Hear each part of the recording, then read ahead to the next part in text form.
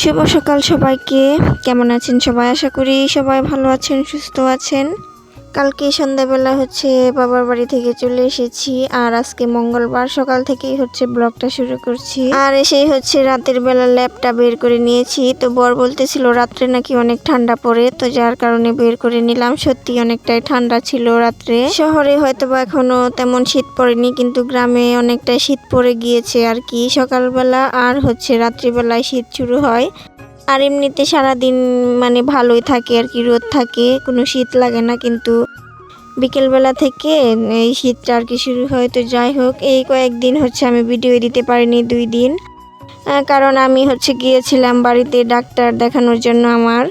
তো যার কারণে আর কি ভিডিও দিতে পারিনি। তো ডক্টর দেখিয়ে কালকে চলে এসেছি। তো আবারও যেতে হবে। তো 1 সপ্তাহ পর যেহেতু আমার রিপোর্টটা দিবে, তো যার কারণে ভাবলাম চলে আসি, তারপরে যেদিন রিপোর্ট দিবে সেদিন আবার চলে যাব।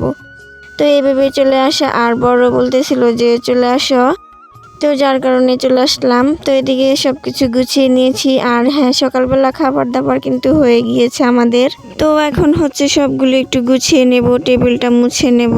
আর রাত্রে যেহেতু এখানে খাওয়া দাওয়া হয়েছিল, তো ভাত পড়ে আছে, তো এগুলা একটু ভালো করে মুছে নিতেছি। আর এই তো 2টা বয়ামে দেখতে পাচ্ছেন, এগুলা আচার। তো এগুলা বাহিরে ফ্রিজে ছিল, আমি যাওয়ার সময় বাহির করে রেখে গিয়েছিলাম, কারণ ফ্রিজে সবজি ছিল, যার কারণে জায়গা ছিল না, তাই বাহির করে রাখছি। তো এগুলা ফেলে দেব, নষ্ট হয়ে গিয়েছে, পানি ছেড়ে দিয়েছে। তো যার কারণে আর এগুলা রাখবো না, ফেলে দিয়ে সুন্দর করে ধুয়ে দেব। আর এদিকে এখন কুকারটা ভালো করে মুছে নেব, কারণ 1 সপ্তাহ হয়ে গিয়েছে বাড়িতে ছিলাম না। তো এসে দেখি সবকিছু একদম নোংরা ছিল, ধুলা পড়ে গিয়েছে।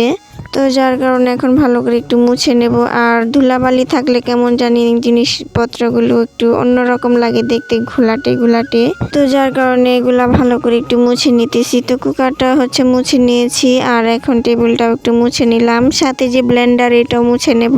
আর আমার ব্লেন্ডার দিয়ে বেশি একটা এখন ব্লেন্ডই করা হয় না, কারণ অল্প মশলা আমি যখন রান্না করি তখন পাটাই বেটে নিই, যার কারণে আর ব্লেন্ডার ইউজই করা হয় না। তো যখন বেশি মশলা থাকে তখন ব্লেন্ডারটা ইউজ করি আর কি। তো এদিকে আমি ঘরটা ঝাড়ু দিয়ে নিয়েছিলাম, এখন ঘরটাকে একটু মুছে নিতেছি।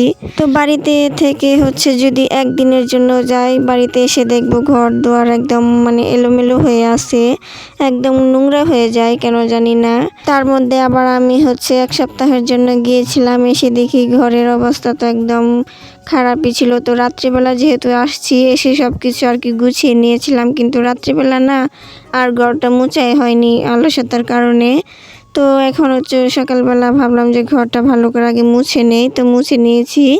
তো এখন রান্না করব। তো ফ্রিজে তো ঢেঁড়স বাহির করে নিলাম, আর কিছু সবজি বেগুন ছিল, এগুলো বের করে নেব। তো যেদিন আমি গিয়েছিলাম বাবার বাড়িতে, তো সেই দিন রাত্রিবেলা এগুলা নিয়ে আসা হয়েছিল।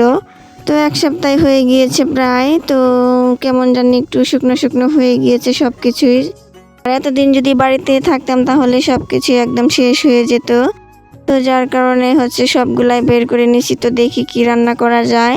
তো ঢেঁড়স ভাজি করব। তো আগে ঢেঁড়সটা কেটে নিচ্ছি, কারণ ঢেঁড়সের তরকারি এখন খেতে ভালো লাগবে না। যদি একটু ফ্রেশ থাকতো বা তাজা থাকতো তাহলে মাছ দিয়ে রান্না করে খেতে ভালো লাগতো। যেহেতু একটু শুকনো হয়ে গিয়েছে, তো এগুলা ভাজি করলেই ভালো লাগবে আর কি।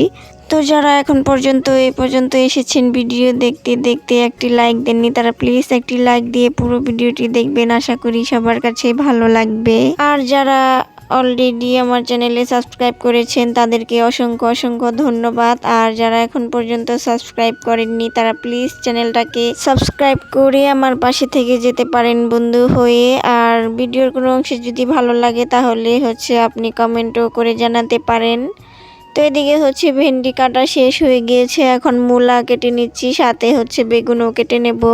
মূলাটা অনেকদিন আগের ছিল, যার কারণে একটা নষ্ট, ওটা ফেলে দিয়েছি। তো আরেকটাও কেটে নিয়েছি। তো এখন বেগুনও কেটে নেব, চিকন করে সবগুলি কেটে নেব। তো আমার বড় মেয়েকে রেখে এসেছি, আর ও আসতে চাচ্ছিল না, কান্না করতেছিল যে ও থাকবে, যার কারণে ওকে রেখে আসা হয়েছে। আর ও একটু ওর নানুর জন্য অনেক বেশি পাগল, যা আমাদের জন্য না, কারণ ছোটবেলা থেকে হচ্ছে ওর নানি ওকে বড় করেছে, মানুষ করেছে, তো যার কারণে ও হচ্ছে ওর নানির পাগল আর ওইখানেই হচ্ছে থাকতে চায়। তো হচ্ছে কান্না করতেছিল আসবে না, তো ওকে হচ্ছে রেখে চলে এসেছি। তো এই তো রান্না করতে চলে আসলাম, মাছ ভাজা করে নিচ্ছি, মাছ ভাজা করব। জাটকা মাছটা হচ্ছে ভেজে নিচ্ছি, সাথে পাঙাশ মাছ, এটা মেয়ের জন্য আর কি ভাজি করব, ছোট মেয়ের জন্য।